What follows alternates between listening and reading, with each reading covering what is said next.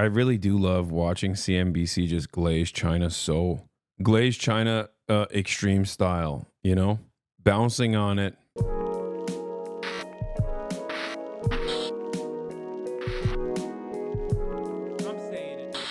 It is Monday for you guys, Tuesday for me, but it's Monday for you guys, so we might as well get to the news. Am I right? It's Monday News Day, baby. So let's do it.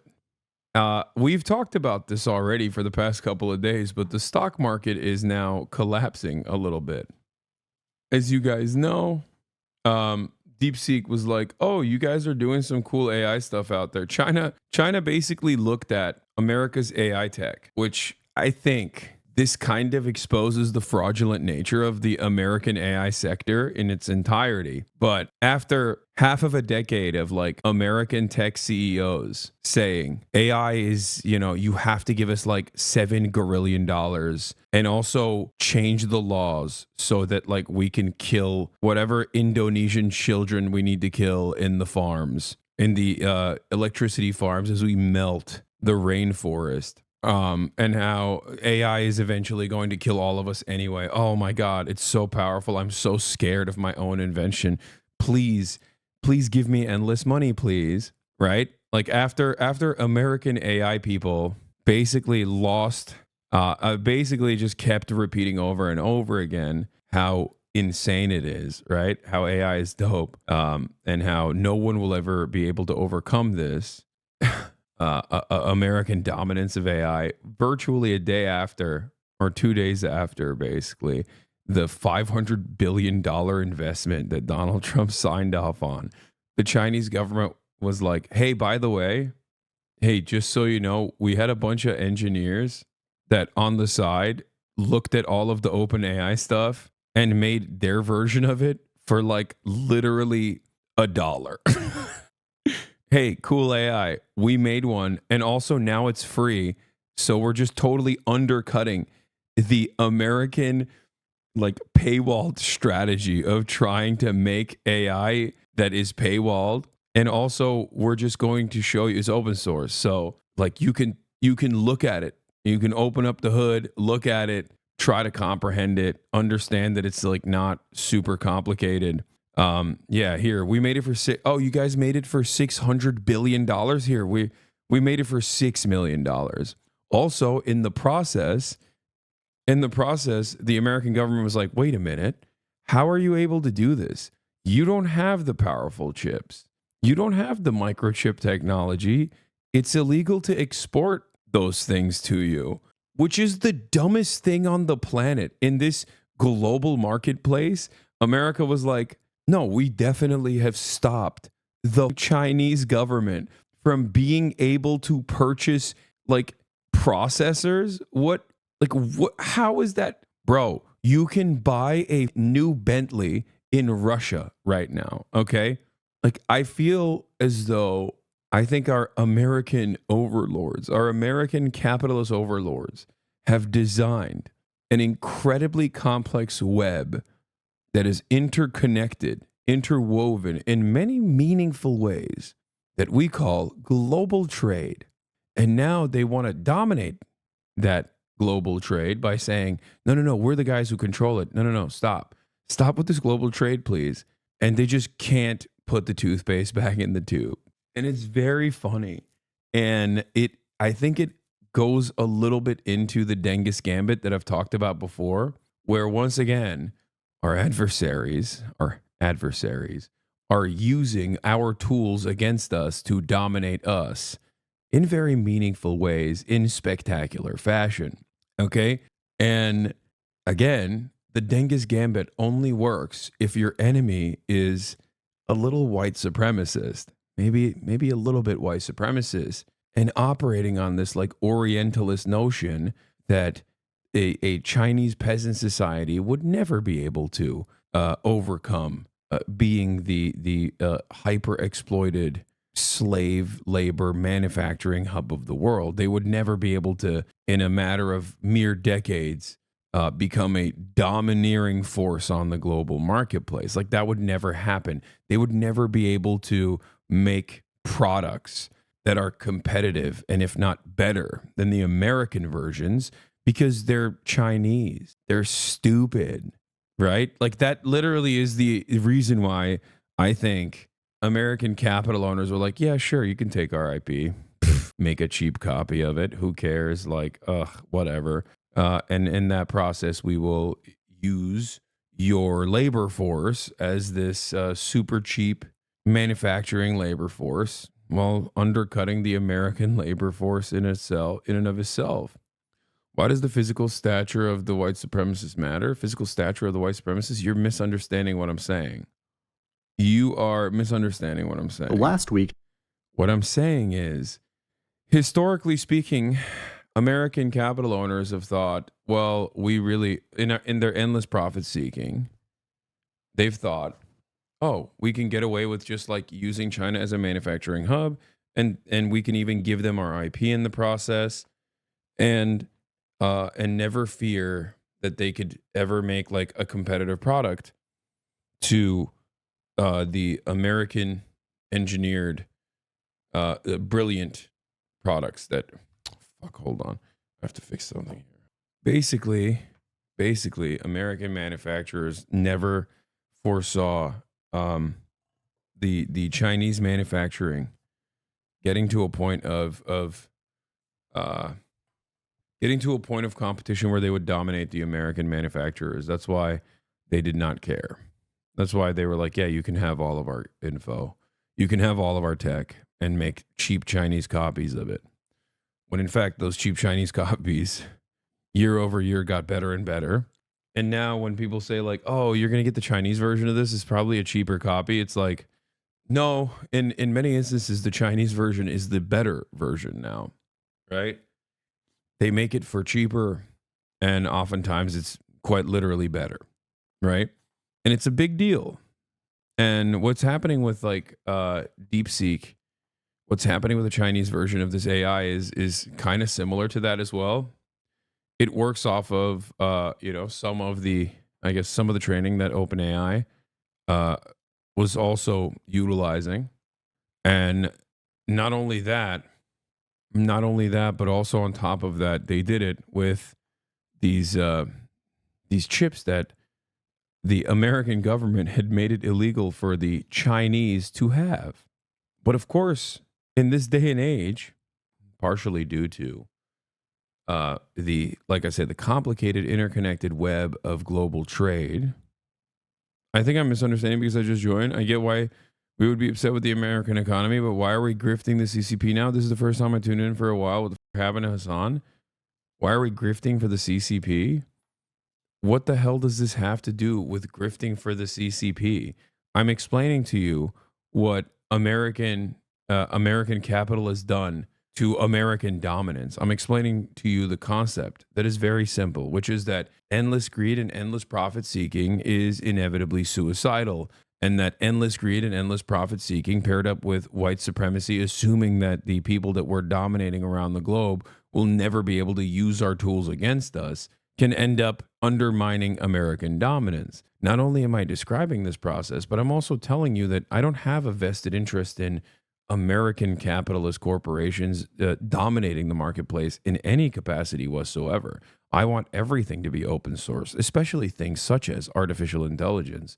I want artificial intelligence also not to displace the existing American manufacturers and the existing American labor force, or the existing labor force in its entirety. If this is too difficult of a concept to comprehend for you, and you're just going to go back to weird hyper-nationalistic boundaries in this conversation, well, then I don't think you understand. I don't think you understand much of what I'm talking about. Endless profit seeking will always destroy the host nation that is engaging in it. Now, isn't DeepSeek going to be used for capitalist purpose? Why does it matter if it's better than Burgerland version of AI? So I'm going to get to that. Hold on. I think the funniest part about the DeepSeek stuff is not necessarily that they're making a version of the AI that is like even better than the American version or anything. Okay.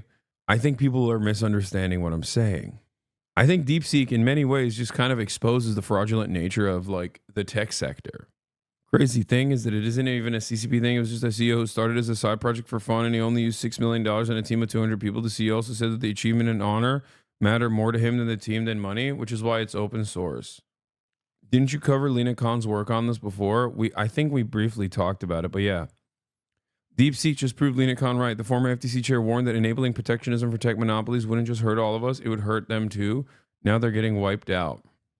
By the way, they did it a second time. DeepSeek launches Janus Pro 7B open source multimodal AI which surpasses DALL-E 3 and Stable Diffusion in benchmarks.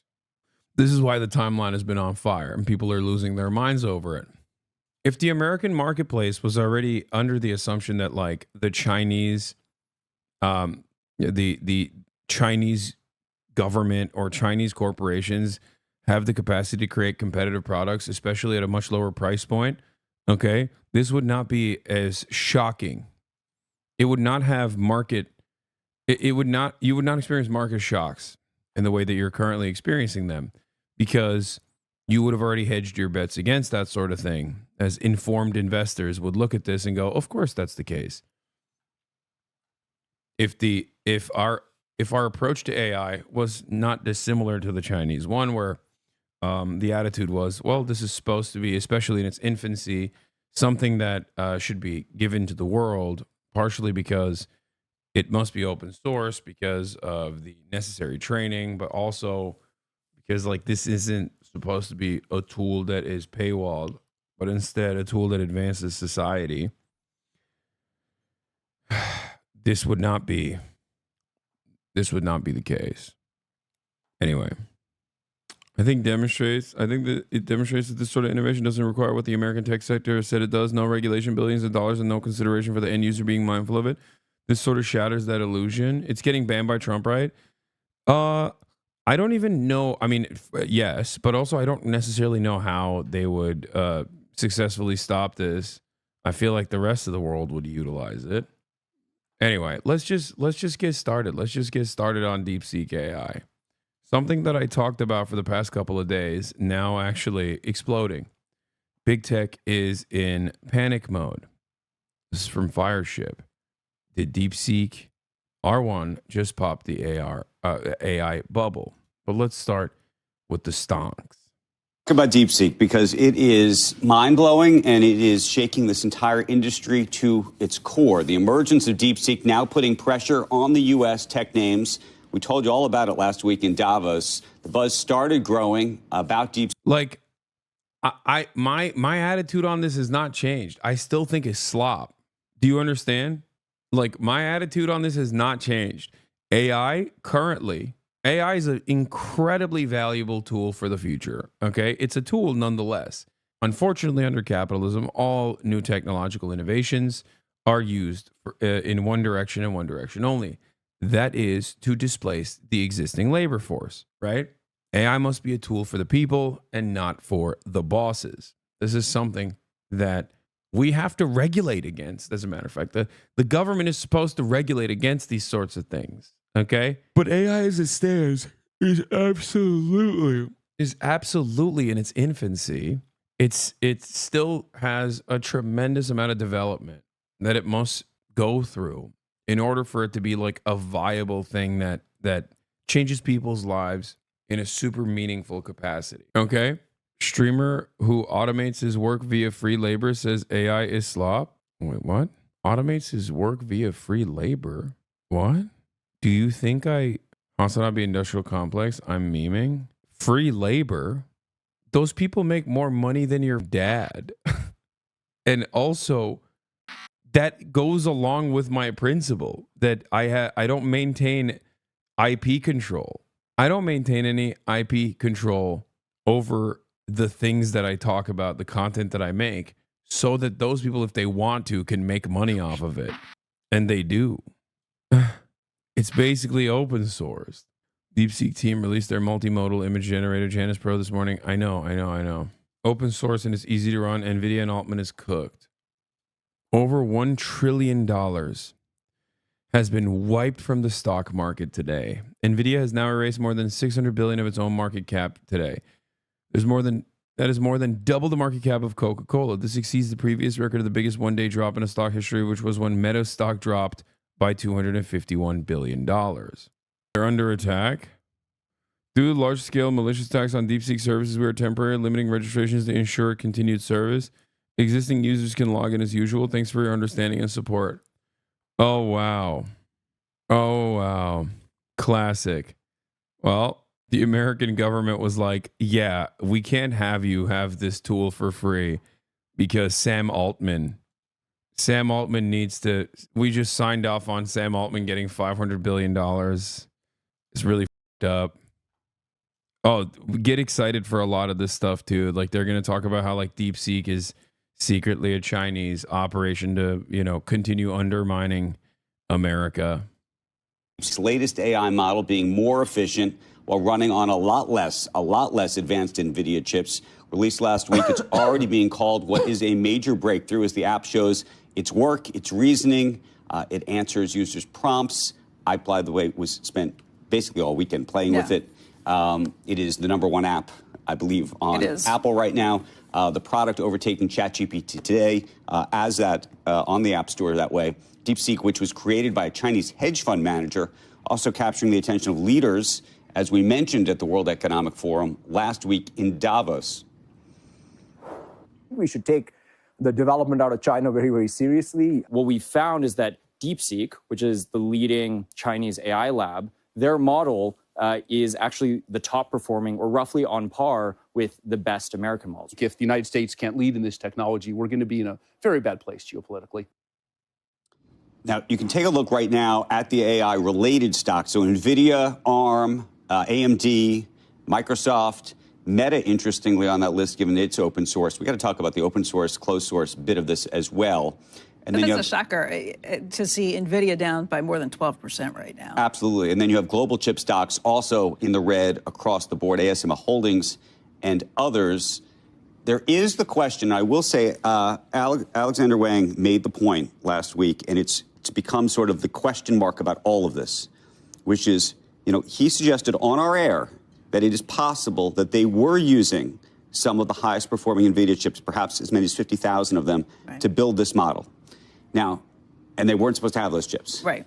If so that's the case, true, not the size. The dynamic is different. Yeah. If it's not true, then maybe all bets are off. It's possible, by the way, even if it is true, meaning even if they use those chips to create this, or at least partially to create this, it is still a significantly more efficient and better model. I think everybody agrees that right this moment, I mean, I don't know if did you get to play? It is mind-blowing. It looks really great. I mean, it feels like it's open source, so people can test this out themselves. But I can tell you all the tests that I do just to see whether I think the writing is better, whether I think that it can answer certain questions. Yeah. I mean, it was not only faster, it was more human. The reasoning is shocking. Dude, I love this shit. I'm sorry. It's hard. It's hard to live. It's hard to not see a moment where, like, very clearly you can have so much technological innovation, not even have it be hyper focused on supercharged profits, and done under the watchful gaze of a communist government. Like, it's crazy. Yeah.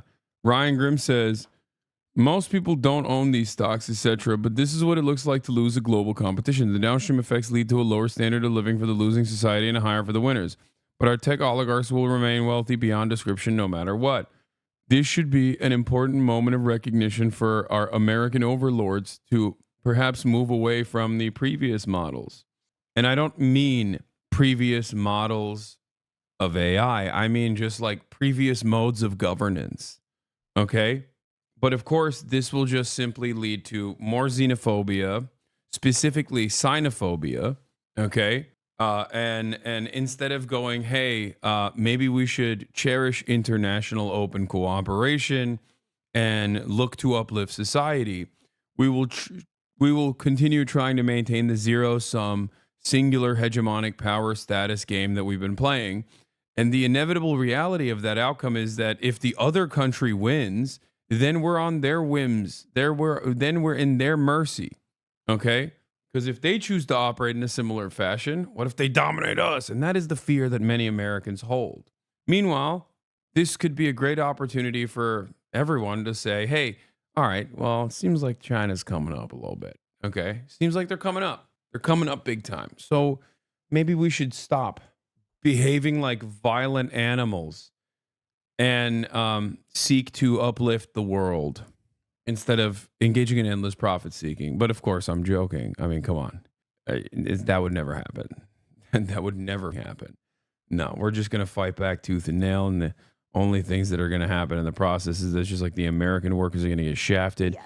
The American government is going to get more aggressive. And we're just going to go down kicking and screaming. Yeah, it seems. That's what it seems like. That's what it seems like to me. There were moments where I was like, oh my God, we are so much, you could feel the step change as a person. I will also say, I love how much this guy's glazing in. Yeah, I'm going to talk about this in a second. The Silicon Valley stuff. Exciting as it was, there was an element where I became scared because I thought, oh, I had the opportunity to talk to all these people last week, and they all said the future's here, and da-da-da-da. And then you sort of see it, and you go, oh, okay, I feel you in a different sort of visceral way. So, yes, I think this is all happening at a level that when you mark your sort of AI history timeline in life, I think this past week, today, and everything else will be on it. I think, Mark. It's just like a very strange thing where we see technological advancements, okay? Like, there's nothing, I think, more anti-human than being so profit invested, so profit slanted, and so, I guess, nationalistic that you see, like, technological advancements happening around the globe that will advance mankind, even though, like, AI in and of itself, once again, I'm going to urge you to understand, doesn't matter if it's Chinese or American AI, AI still is at its infancy. One day we will look back, maybe in the future, if we make it that far, if AI doesn't literally melt the planet so that the dumbest crypto guys can make their stupid AI art. But if that doesn't happen, one day we will look back at this moment and go, we thought this was fire, okay? And I'll give you an example of the exponential growth of technology. This is an iPhone, okay? This right here is an iPhone. This has enough computing power in this tiny little thing, probably 100 times more powerful than my first desktop computer. I had a Pentium. It was a massive tower, And now this thing is infinitely cheaper in comparison when you think about it. Right. And it's 1,000 times more powerful. So, like, that happened in my lifetime. Massive leaps and bounds that have taken place that have made people's lives better in very meaningful fashion. And I think AI is no different. Right. Right now, looking at AI at this stage, though, it's nowhere near. Murphy's Law isn't necessarily constant, sure, but I just don't think that, like, AI is nowhere near where it's supposed to be in terms of like this global dominating force. Aside from what this move from China did to the American stocks that were hyper reliant on marketing their new tools. With the shiny new object that is AI. When crypto first started popping, people were like, oh, we're going to put everything on the blockchain. Then it was the NFTs. Okay. Oh, yeah. NFTs. Oh, and now for the past year and a half, everyone talks about how their models have AI baked into it. And some of it is really shitty. Okay. Some of it is really awful, but all of it is marketing. Brother, crypto was popping 10 years ago. Yes. I'm talking about we're talking about the stock market, nice bathroom. We're talking about like companies that get traded on the stock market using cryptocurrency and crypto related things as a marketing tool. Obviously, I'm not talking about the OG crypto investors. Okay? That's all I'm talking about. So, take that bass at your voice. No. AI is actually something growing exponentially faster. I don't think it's going to flop like you seem to believe. Wait, what? I never said it's going to flop. I simply stated that most people at this stage that claim like AI is this world controlling superpower or whatever is just, oh, it's scary, are saying that. They're saying that because they want more money and because they want more control. Okay? Like when Sam Altman comes out and says, we got to rewrite the social contract. And then this Chinese project just comes out of nowhere and is like, oh, yeah, you're going to rewrite the social contract? How about you rewrite your suicide note, Sam Altman? Because we've, here's a better version of what you've been working on that you claim requires $700 gazillion. Hey, have fun on your second round of fundraising, okay? Like, trust your gut on how useless this shit is. I mean, at this stage, I don't think it is.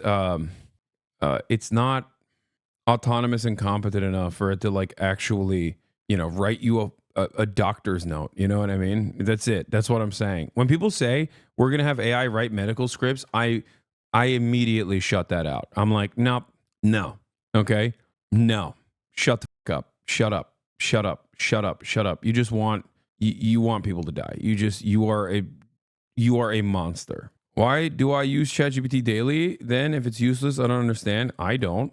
I'm old. I don't use ChatGPT at all. I'd never use it. And I most likely won't. And I have no problems if you're using it daily. Go ahead, have fun. I want to maintain parts of my brain. This already broke most of it. Okay. This already broke retention. This already broke critical thinking in many ways. This already broke attention spans. I don't want to further undermine the parts of my brain that require me to engage in critical thinking because I can just rely on a machine to do it for me. I'm not doing that, especially when the machine is predisposed to hallucinations and lying. Because as it stands right now, ChatGPT simply tells you what you want to hear. It doesn't tell you the truth. It doesn't have like a rigorous standard of truth telling in general. Anyway, let's get back. I really do love watching CNBC just glaze China extreme style, bouncing on it, bouncing on your boy's cock. Reason put it really succinctly and really smartly. Babe, it's funny to me that at a time when we need to pool our resources to mitigate climate disaster, we're focused on such a major energy suck that is designed to take our jobs. This is also a good point. But don't worry, it's not. I mean, it's not competent enough to take your job away at this point. But the problem is, I don't think capital owners care, where they would rather have an incompetent robot fail over and over again if as long as they maintain a higher profit margin than use a human being that's malleable, that's going to demand more down the line, that's going to have children, that's going to need benefits, pesky regulations, yada, yada, yada. They don't even care. He said that this feels like the Sputnik moment for the AI race, where China is really stepping in. So not just what it can do, but what it means for American dominance in AI, what it means for the Chinese being able to step in and to have the Chinese actually open sourcing it, meaning that is going to be what goes around. Right. I'm at a major tech company. I've been having emergency meetings all day over this, acting like I'm not a card-carrying communist. Even the public crowd is turning on, but the CCP crowd pretty harshly. I'm watching years of anti-China conditioning melt away in real time. Reddit AI subs are all pro-China now. Oh, man, that's crazy. That's crazy. Who could have... Dude, what? Dude, what the hell? Stop. I mean, it's time, right? It's time for this, right? We got to do it, right? I mean, come on. 天上太阳红呀红彤彤诶，吉祥的太阳睫毛走动诶，到领导我们的气氛诶，人们发现当下就人，人哟啊哟啊，人们发现当下就人。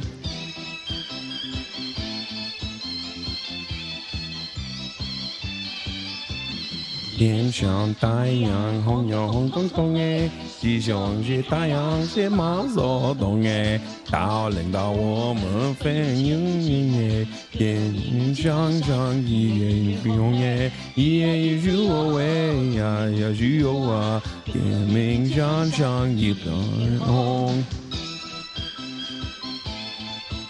A couple words missing there. I know. I can't.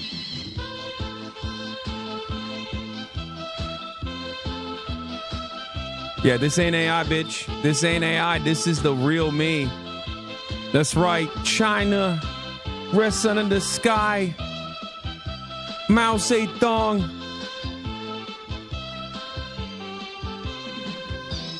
I can't sing this part, though. I don't know how to sing this part.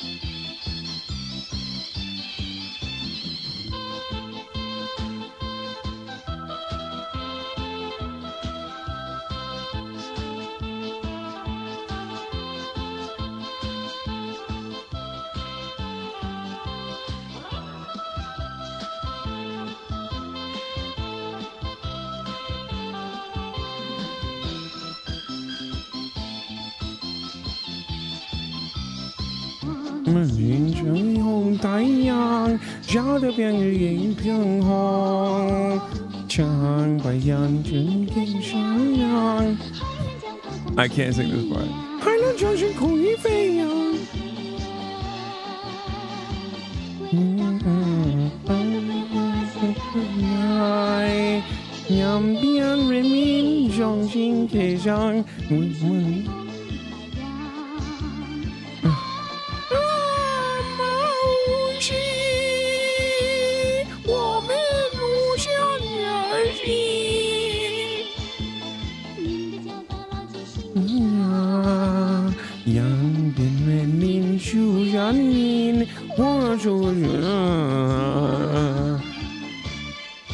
Okay, we're back.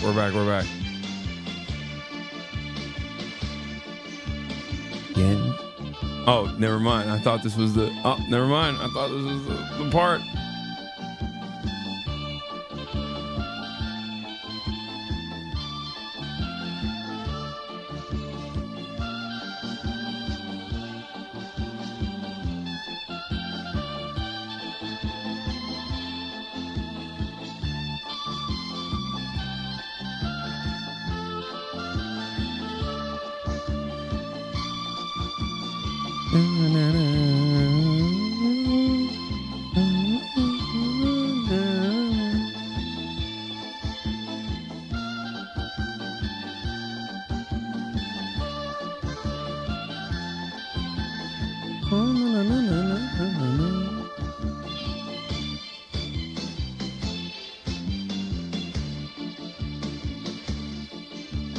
天上太阳红呀红彤彤哎，西兄的太阳是马走动哎，大领导我们的地方哎，人民咆哮手手是人，咿呀咿是哟哎呀呀是哟啊，人们发现当场手手是人。China。天上太阳红呀红彤彤哎，西兄是太阳是马走动哎，到领导我们分营哎，人民上上一片红哎，咿呀咿是哟哎呀呀是哟啊，人民上上一片红。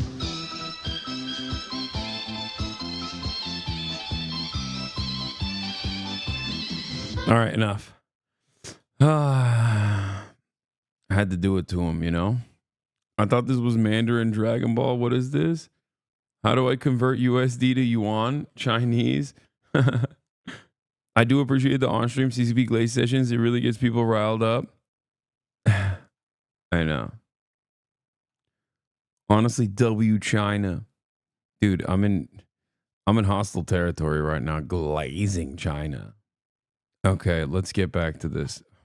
Dude, all of everything I just did, singing Red Sun in the Sky, White Boy sings in perfect Mandarin, White Boy recites Red Sun in the Sky in perfect Mandarin, everyone claps, is nothing in comparison to the 3 minutes and 51 seconds of this guy talking about how he played around with DeepSeek this weekend, and now it's like he's just he is shocked.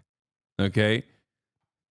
White boy plays around with DeepSeek, Chinese AI model for 1 weekend, says Chinese Taipei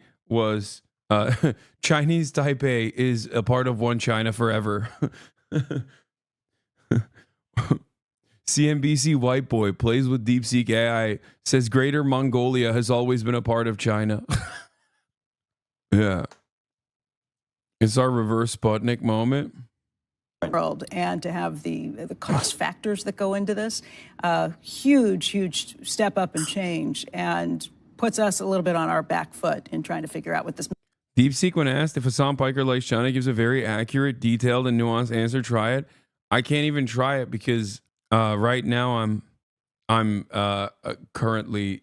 I mean, I have not I don't have an account, and the American government is trying to destroy it currently. So I don't think I can make a new account at this moment. I mean, I actually wonder, Satya Nadella, would he tell you again today that he's still good for the $80 billion? I think they still are good for the $80 billion. I think actually I think the processing power issue. Normie's saying they'd rather give their data to China than the NSA and capitalists. I mean, it's correct to a certain degree, because it's like people, the NSA dominates their lives. They're not Chinese, okay? I need you to understand something. Whenever people come in here, for example, and say like, Hasan, why don't you have anything to say for like China banning social media there? It's like, I'm not Chinese, dumbass. Shut up.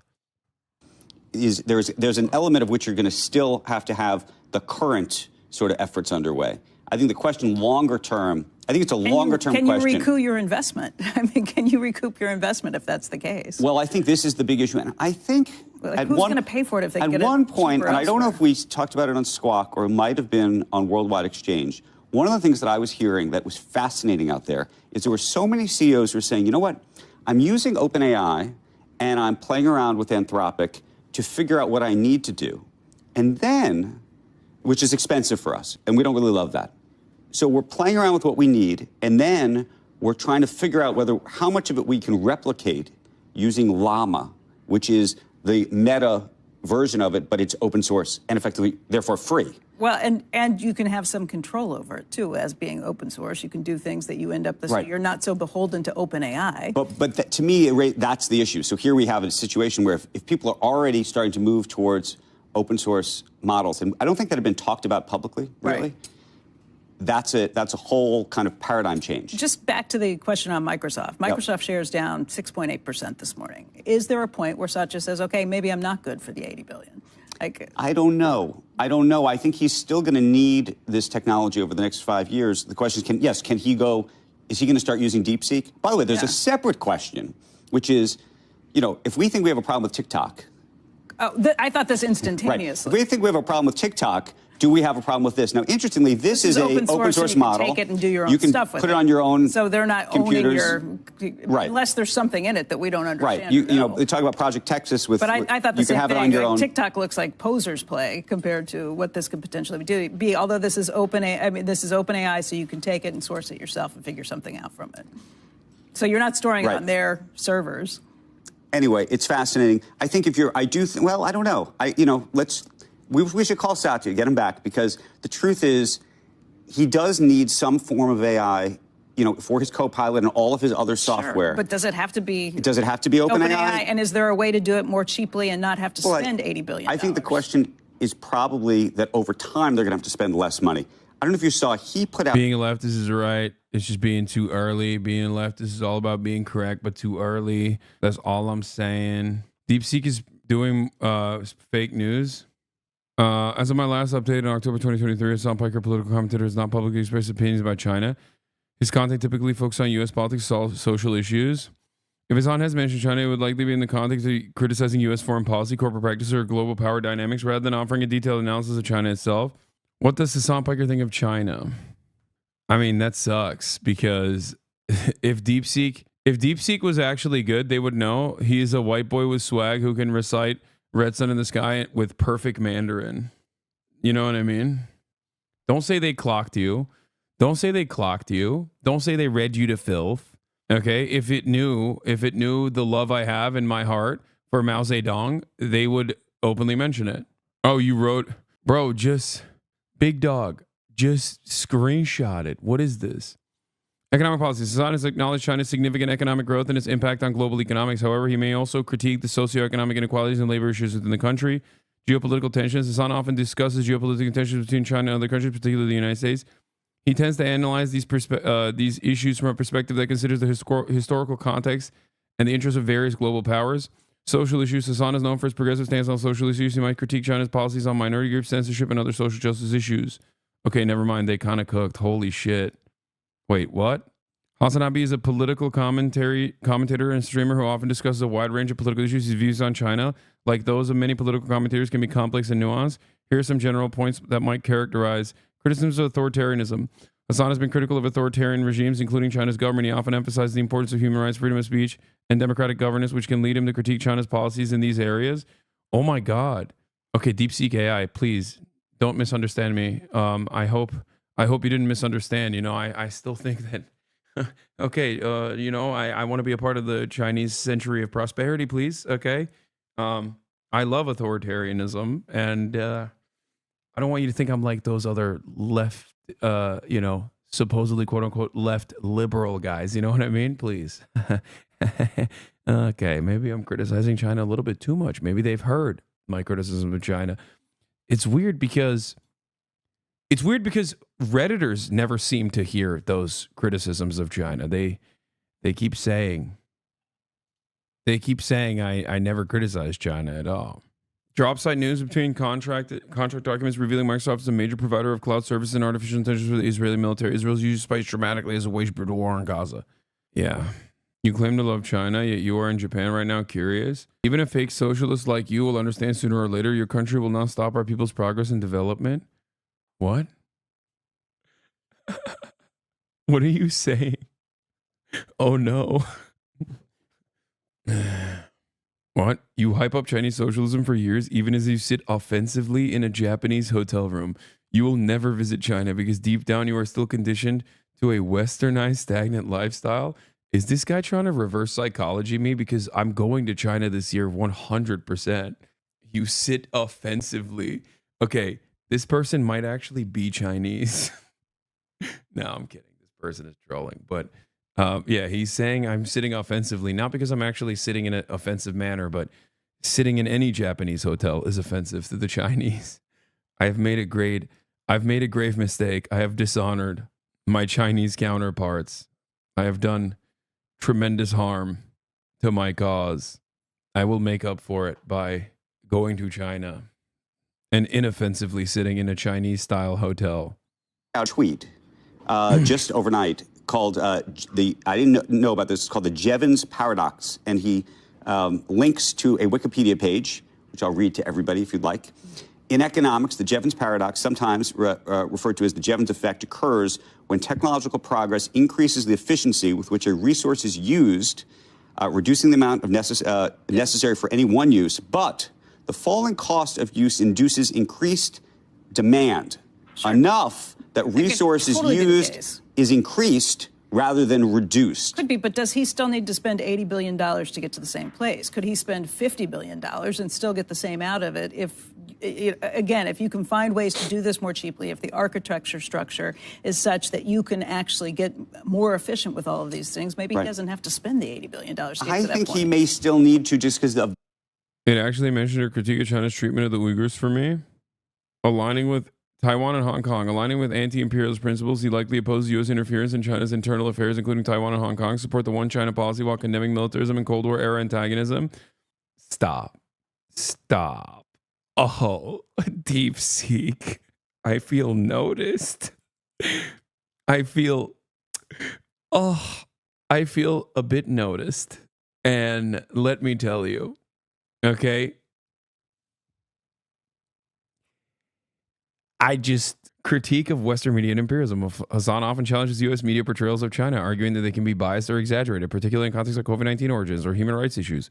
He opposes xenophobic rhetoric and scapegoating, emphasizing the need for context and skepticism towards U.S. government narratives given historical precedents, e.g. Iraq WMD's recognition of Chinese achievements.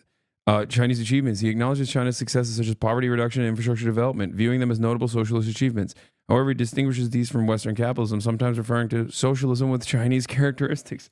Am I blushing? Am I blushing a little bit? I feel noticed. I just stop.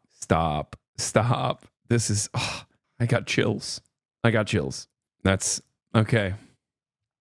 While critical of U.S. imperialism, Hasan does not unequivocally endorse China's government. He likely critiques authoritarian practice, including labor and environmental issues, and advocates for independent investigations into human rights concerns, e.g. Uyghur treatment, cautioning against using such issues to justify U.S. intervention.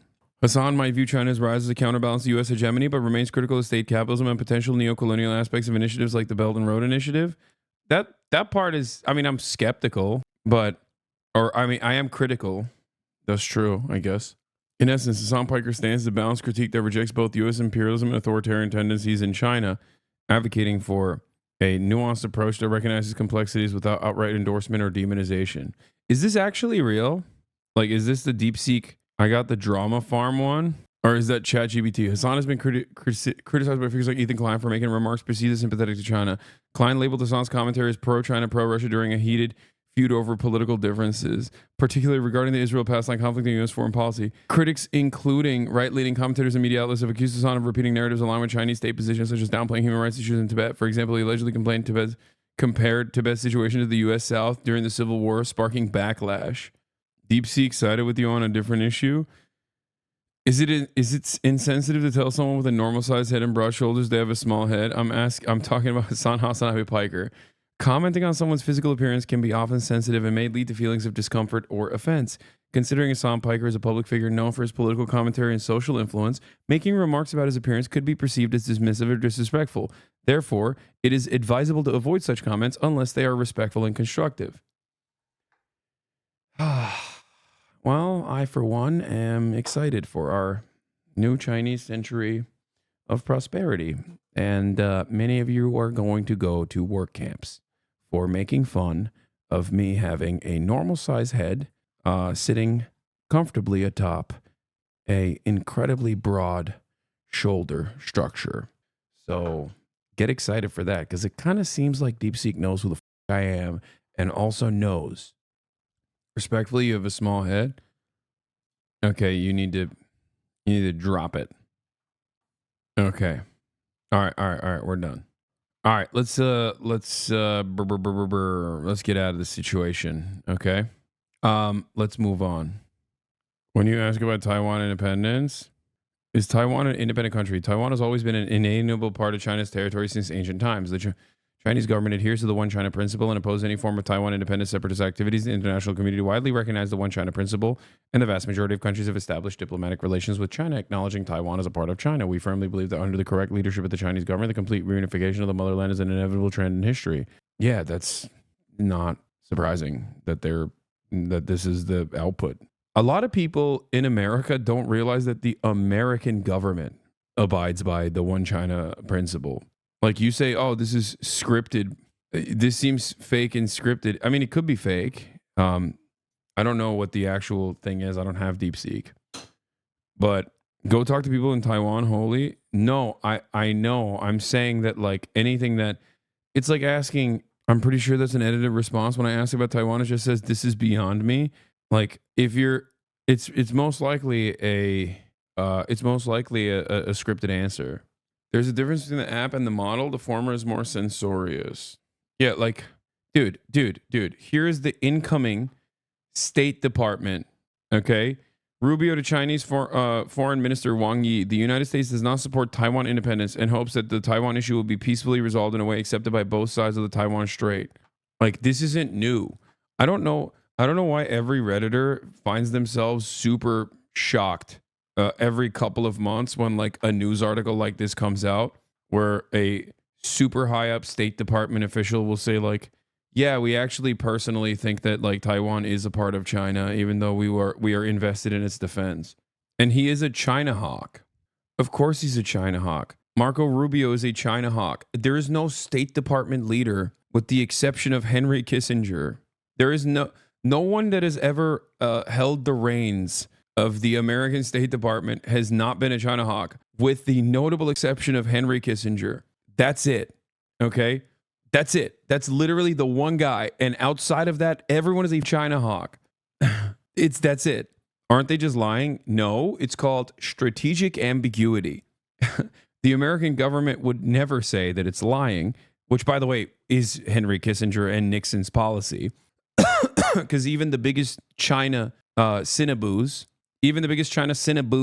okay, are obviously still very much anti-China, and regardless of their actions, they also created the initiative of strategic ambiguity, is what they called it at the time, and it is the American foreign policy, which under layman terms just simply means lying, saying that they are establishing the People's Republic of China as the actual China, and no longer recognizing the Republic of China in Taiwan as the actual China, and that and they see Taiwan as Chinese Taipei in official documents, while simultaneously, since that moment, they've always been vested in. They've always been what do you call it? Vested in one day down the line using Taiwan, like developing Taiwan and using Taiwan as a weapon to wield against China. Having said that, however, there are plenty of people in Taiwan, understandably, who don't want to live under Chinese rule. The overwhelming majority of the Taiwanese population, still at this point, while they still want independence down the line, do not want to change the current structure that exists, which is where China just lets Taiwan do its own thing, but under the eyes of the international authorities, international governments, like Taiwan is not seen as a foreign independent nation, a separate entity. It's simply seen as a part of China. Just so you understand. Like, they want independence, but they want, especially for now, they do not want to rock the boat. Is the modern Taiwanese independence movement still rooted in its fascist origins of all? Well, ironically enough, the original fascist party is now the Unification Party. The KMT is the OG Taiwanese leadership that literally used to be the separatist, or I guess like they had a design for the Republic of China that was the entirety. They wanted one China as well, but in the direction where they controlled everything. And now that party is basically turned into a unification party where they believe that, you know, they should cooperate with China. They're closer to China than the Liberal Party that's closer to America and wants a complete separation. How the f so many tankies in this chat? I'm out. I think if you unironically use the term tanky, you're LARPing. Like, that's it. It's LARP. What do you mean tanky?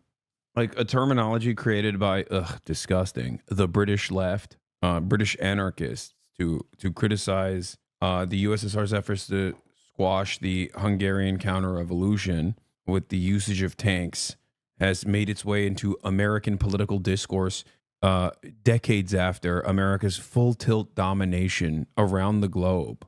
The USSR is dissolved, okay? It's gone. The notion that, like, there's any version of that out there right now, like saying you're a tanky because you offer nuance to Chinese foreign policy and engage in not even necessarily like Marxist analysis or historical materialist analysis, but simply real political analysis, which is like super commonplace in American political discourse.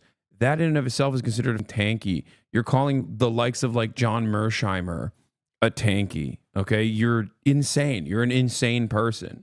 Also, if you ask me about Taiwan, like in all sincerity, like I don't give a shit. I don't care. If the Taiwanese people want to be independent, they can. You know what I mean? Like why would I be against that? But having said that, if you think that this independence movement has not always been geared by American dominance to use it as like a, you know, jump off point, as a constant knife directly pointed at the neck of our massive foreign adversary, I'm not going to be delusional about that either. If Alex Jones can call George Bush a trot, then I can call Bill Clinton a tanky. Is there one who's too apologetic of these authoritarian regimes, though? What should they be called? I mean, I think there are people who are too apologetic of these regimes. Okay, if you're talking about Russia, I say pushing Z. If you're talking about China, I say Chinese hogs, like pro-China hogs. The OG term is campist. The actual term is campist. Okay, But even then, a lot of it gets a lot of the analysis is lost in the nuance. Campus is such a dated term. Like there are plenty of things to criticize in every government, whether it be governments that are within the confines of Western Empire, or whether it's governments that are outside of the sphere of influence and are declared foreign adversaries. Anyway, it is pretty crazy that they wiped out $1 trillion of value from the stock market by just releasing for free their own product, their own AI product, and they were like, "Here, you can have it." The abundance of how much processing power. I mean, look, the guys who are, I mean, this DeepSeek, for the most part, people are now running on their own laptops and doing all sorts of things, so their computers are not overwhelmed. But if you decided you were doing this in the cloud, or there was going to be a cloud-based version of it, you'd still need a lot of processing power. I will say, just on top of his tweet, and this was just 5 hours ago, he says, "The Jevons paradox strikes again. As AI gets more efficient and accessible, we will see its use skyrocket, turning it into a commodity." Correct. We just can't get enough of, though. And so they just can't get enough of piece of it may be the thing that hopefully helps them longer term, but still, I think it's a very it's a big question. Right, and if you're doing it so that consumers are basically doing this for free, it's just who's paying the way on this? Are companies going to pay? Are they going to find cheaper ways to run some of this stuff themselves, too? Right. Stock market's opened just a few minutes ago, and it's not pretty. Down big, especially the tech-heavy NASDAQ. CNN's Matt Egan is here to explain what we're seeing and why, Matt. Yeah, John, we've got a bit of a tech sell-off this morning, and it's being caused by earth-shattering developments in the AI space. So let's take a look at this. Did you see the Dow? Down more than 140 points right now. The S&P solidly lower, but the real action is over here in the NASDAQ, 600 points lower, nearly 3%, on track for one of its worst days in the past 2 years. And here's why. There's a Chinese startup that few people had ever heard of until the past few days, and it has emerged as a real player in the AI arms race. It's called DeepSeek, and investors, and I would imagine officials in Washington, are stunned to learn that DeepSeek's AI model has developed technology that can actually be competitive with OpenAI and Google and XAI and all. Hedge fund that created this probably sold off U.S. stock before dealing with this. They should have shorted it. The Tokyo stock market is all red as well. It's messed up, man. All these more established players. It's only been around for a bit, but DeepSeek has already vaulted to the top of the App Store on Apple as the most downloaded app, passing ChatGPT, which is pretty shocking. Look at that, number one. Veteran investor, billionaire Mark Andreessen, he's a legendary tech investor. He said that DeepSeek is, quote, one of the most amazing and impressive breakthroughs that he has ever seen. Now, the most stunning thing here isn't necessarily that China has developed a pretty good AI app. It's Does Mark also hate Sam Altman? Is that why he's open? He's saying that, like, you have a lot of tabs open, sir? Yeah, I do. I already use this. I love the People's Republic of China. How the is DeepSeek not using godless amounts of 40K GPUs translating to AI Wars Lost Westfallen? Which is bigger? 9.11 or 99? What? I don't care about this. Okay, you guys are memeing too hard. Mark is an idiot. Yeah, I hate Mark Andreessen. Nancy Pelosi sold $1.3 million of NVIDIA stock last month. NVIDIA has fallen 17% today. She did buy up deep in the money call options on the same day, but it still appears to have been overall reduction in her NVIDIA exposure. I don't know. I don't like, this isn't a move that, yeah, okay. That's one of the few instances where, like, Nancy Pelosi purchasing a bunch of NVIDIA stock before, like, I don't know, before the Nancy Pelosi or her husband Paul Pelosi purchasing a bunch of NVIDIA stock before, like, the CHIPS Act is finalized or whatever is one thing, right? That indicates insider trading. That indicates her operating on the basis of, like, non-publicly available information. I don't know if she, like, what kind of knowledge did she have over this AI bubble bursting potentially? right before the NVIDIA. I mean, I don't know what kind of knowledge she could have had over like the initiative coming from the Chinese side beyond like what we also knew about as well. Because DeepSeek came out, like, I guess DeepSeek came out a month ago. So maybe she had insider information as a politician that DeepSeek was DeepSeek was like far more comprehensive and far better. Because it's not like it was a secret. It didn't come out today. We've talked about it before. It came out, I believe it initially came out on Christmas Day or on New Year's or Christmas. Was it on Christmas or New Year's? I don't know. She didn't. She bought other AI names that also went down and sold Apple that was up most of the day. Yeah, I don't think that it like shows Nvidia stocks were stagnant or falling because the hype was over. I mean, Nvidia stocks weren't the Nvidia stocks up because of their announcements again? I feel like their stock always goes up during announcements. And this time their announcement also featured heavily AI because their new products are using AI to upscale the product offerings with fake frames. Anyway, how cheap it is. DeepSeek says that their AI model only cost $5.6 million. Now, we don't know that, but if that's true, that is pretty stunning. Anthropic, one of the leading AI companies, has said that it costs about $100 million to $1 billion to develop an AI model. We know that Mark Zuckerberg, the Meta CEO, says that his company plans to spend $65 billion on AI. So, John, look, this is all real. It's just, there's something so funny about, like, I'm sorry, the price point kills me, dude. Like, these guys are, God, America is so inefficient. Like, I'm of two different mindsets on this. Number one, I think like central planning in general makes it so that it is impossible to compete against. Like central planning is in the global marketplace an incredible benefit. America utilizes central planning as well, but they utilize it at the behest of corporate profit, whereas a country like China utilizes it at the behest of like general improvement.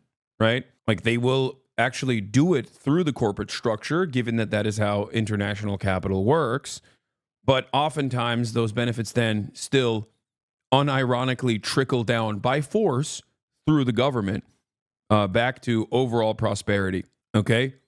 But because of the way that the Chinese government operates, they can make long, like 15-year, 20-year projects happen. This makes them infinitely better at competing against Western governments that are completely captive to corporate interests and operate basically like a hostage taking operation. They just operate with a gun to their heads. The Western governments are predisposed with not even ensuring stability, but instead maintaining supercharged profits. So it's ridiculous. Like in this process, in this environment, you have a system where these guys can just do things much cheaper, much more efficiently, engage in these massive infrastructure projects on the side. It's just like, it's ironically, I feel like in spite of all of the criticisms against like socialism and whatnot, the irony is capitalism is endlessly inefficient because it requires the creation of infinite middlemen that are there specifically to create an additional profit structure. Like it is far more inefficient. And you can do the same thing by making fake jobs created by the government, right? And that's precisely what socialist governments do, because at the end of the day, you can, I guess, in theory, you can think about all jobs as like, especially in this day and age, like a lot of the jobs that we create in the Western world or in China, they're just fake. You know, you're just kind of holding space. There's a lot of bullshit jobs out there, and it's important to maintain that. It's important to have something for people to do. And it feels like doing it, like creating that with a larger goal in mind is simply better than doing that doing that in a way where you're just creating middlemen that are simply tasked with creating more profits.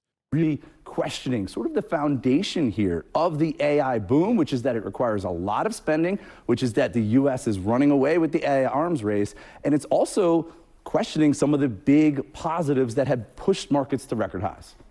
A lot of people put a lot of money into AI, and now they're wondering if that money is needed the way that some of these American companies have said it is. Exactly. We just don't know if the claims being made by these Chinese companies. Yeah, this is moving so fast. It's stunning. All right, we're going to stay on top of this. As we said, big drops, especially in the NASDAQ. Speaking a lot more about DeepSeek, it's one of these big stocks that has really changed the game, it seems, in just a couple of days. Without warning, a big unknown Chinese firm rattling the US market. Shelley Palmer is CEO of the Palmer Group and a professor of advanced media. He joins me now from New York. Shelley, great to have you with us. Great to be here. It seems like there's a bit of a coup happening in the AI space. Tell me about DeepSeek, what you know about it. I mean, it's a startup. It's 1-year-old company.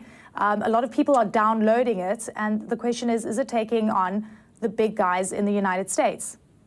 So DeepSeek. What are you doing, IRL? Not complaining, just curious. Right now it's 7 in 3 hours. Is a company out of China. It is a startup. As you said, it's about a year old. They have a model called DeepSeek V3, and in the last little bit, they released R1, which is a reasoning engine, and it's open source on an MIT license. You can download it. The magic here is that instead of taking months to train and hundreds of millions of dollars, it took under 2 months to train and cost under, according to the company, under $6 million to train. When you download it, you can post-train it, and pre-trained transformer models need to be post-trained in order to be valuable. And the compute cost is a fraction. We're talking a few percentage. As an AI researcher, I'm highly doubting the narrative. They're using the same models. Everyone had tested the agents, and they're stupid as f, bro. That's the other part of this process, is that I think I do. Look, I don't think that like DeepSeek is particularly brilliant and much, DeepSeek is like insane. It's super brilliant. It's so much better than ChatGPT or anything like that. I think that the significant part about this is that it's, one, open source, and two, done much cheaper and much more efficiently, which basically exposes the fraudulent nature of like the Western AI conversations. That's it. That's literally it. It exposes it for the bubble that it is. I'm not sitting here and saying like it's the greatest invention, like China done did it again or anything like that. I'm just simply saying that like it quite literally exposes the way that those seeking out profits down the line in the tech sector have invested themselves into yet another bubble. They just move on from bubble to bubble. They move on from hype to hype.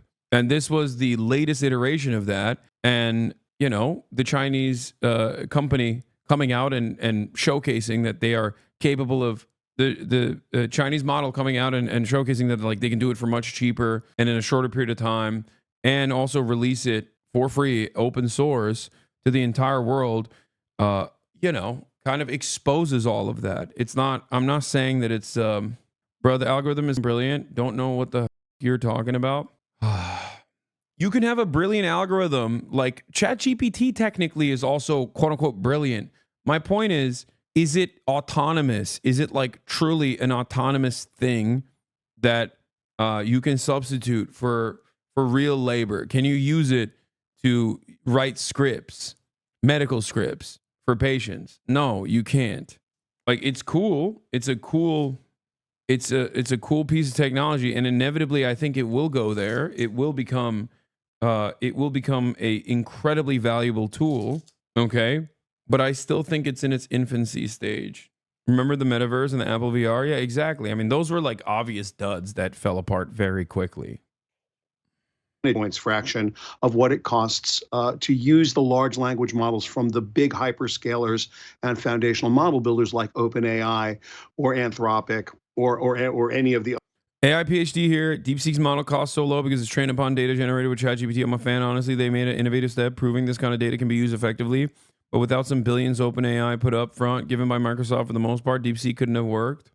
Have you seen how Project 2025 Heritage Foundation names are hidden in the metadata on authors on official government documents going out from the OPM? I'm not surprised by that even a little bit. Large foundational model builders. So this cost savings, along with the basically lightweight of the model, meaning you can download it and run it on a laptop, has sent kind of shivers through the spines, because what this really means is there's a possible future where algorithmic efficiency beats brute force computation. And the entire AI industry in the United States and around the world has been thinking about high-level computation and big data centers and a lot of energy use and chips. And now they're thinking, maybe not.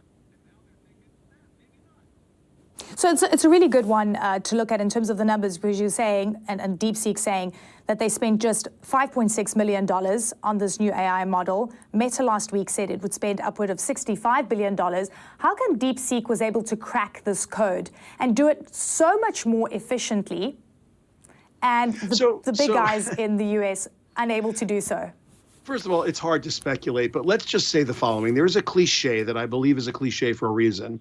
There are more honors students in China than there are students in the United States. You're talking about a very deep pool of very smart people. That's thing one. Two, they've been restricted from getting all of the tools they need from the West, including specifically the kind of chips that would do the computation they need to do the advanced computation. This is a mathematical solution to a hardware problem. It's called algorithmic efficiency. They've actually written code that's more efficient than the code that's being used generally in the space throughout the world. So how did they do it? It's open source. You can see their research. They've been very good and transparent about publishing their research. They haven't exactly shown the secret sauce, but it is something that we'll be able to replicate. And by the way, the markets are reacting in a knee-jerk, and most people don't understand any of what I'm about to say to you. No one in the United States, no American, no company anywhere on earth, to be fair, is going to lay down and die because a couple of engineers figured out a better algorithm. Math is math, and engineering is engineering, and these algorithmic efficiency. He's saying basically the Chinese are smarter. No, I mean, he's not saying the Chinese are smarter. He's just saying the truth, that there is unlimited potential in China, and unlike the unlimited potential that exists everywhere, whether it be the African continent or whether it be the Asian continent, China has been able to develop enough that they can take advantage of said unlimited potential. This is the thing that I always advocate for. This is why I advocate to improve material conditions across the board evenly in the United States of America, engage in even development. That's it. That's it. It's not, there's no secret recipe here. There's no secret sauce here. Everyone has the capacity. You have no idea what kind of hidden talents are just being cast aside because of their birthplace, okay? He's also stating that because it's so large, because China is a massive country, that there is a likelihood that there are going to be brilliant, innovative engineers there. He's also saying that the hardships that America imposed on Chinese development, because they want to stunt Chinese development, they want to stunt Chinese growth, have caused them to work more efficiently. And those hurdles have basically created the problems that America created for China in an effort to stunt their growth has led them to innovate in this regard. Approaches will be figured out worldwide. Now, what does that mean for NVIDIA's chip prices? What does that mean for nuclear power plants, for data centers? What does that mean for future data centers? The jury's still out. By the way, no one's replicated this. For all we know, this is the Sputnik moment, or this is the cyber Pearl Harbor where they faked this whole thing and it really wasn't done for $5.5 million in 2 months. We don't know. My guess is it was done for $6 million, and was done in 2 months. That's my guess. And we're all going to have to rise to the challenge. And by the way, I am confident that everybody will. Yeah, this is the thing. We were talking about the race, the AI race, and I think this is pretty much indicative of the race that has truly just begun. As you say, yes. You can crack this code. If it's a mathematical solution, then you've got people that could work on it.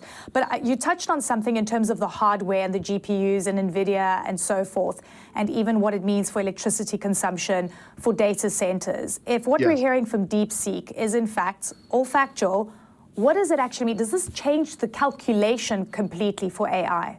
So at the moment, it is much much less expensive to run DeepSeek R1 locally than it is to, or even in the cloud, than it is to run any of the other models. So the question is not, is this better or worse? The question is, going forward, is algorithmic efficiency, this ability to run smaller models more efficiently, going to be a better path forward than the brute force massive compute models that we've used so far at OpenAI and Anthropic and at Google Gemini and at Llama, for Meta's Llama? We don't know the answer to that. Right now, it points towards two futures. One future is algorithmic efficiency. The other is brute force compute. There's no one in the world who can answer this question right now. It's all speculation. Time will tell. And as you've just said, it's very early days, which is like the beginning of the race. We're nowhere near the end of this race.